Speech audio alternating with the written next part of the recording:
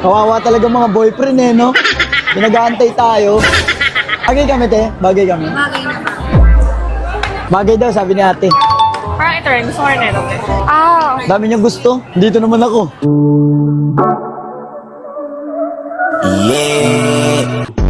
Saan naman, love? Anong ginawa mo ngayong araw? Ito, naantay ka. Wow! Buong araw? Tulog ako ng maimbing, pagising ko, agad nasa isip. Ay! Aray ko. Di naman ako dati ganito. Nag-iba na sa pamamagitan mo. Okay. Yes. Tapos mag-photo booth.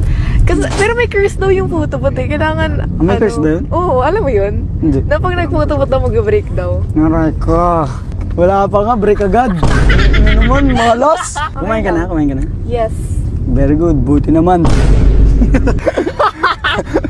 Grabe siya. Okay, unang tipid. Hindi mo man lang inugasan. Oo nga, no?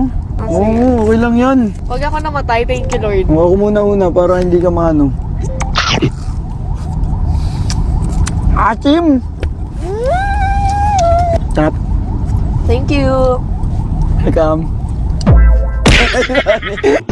So, tinatanong ko siya kung saan kakain. Saan gusto mo kumain? Marugabe. Kanina sabi niya, kahit saan. Nagturo ako, wag lang yan. Tangi, where? Catherine yan. Tangi, where are we? Hindi na tayo sa Manila Zoo. Andito na yung mga bida, oh. Andito na yung mga bida. Sorry. Tatalian kita sa kamay. Mga tao, dito na yung bida. Seryoso. Hindi ko to kasama. Pinipigilan ako. Paborito ko dyan, katsukari. Ako, gyudon.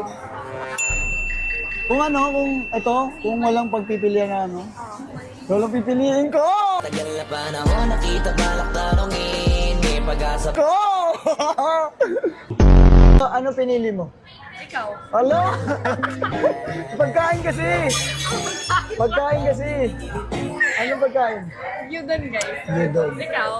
Ikaw din.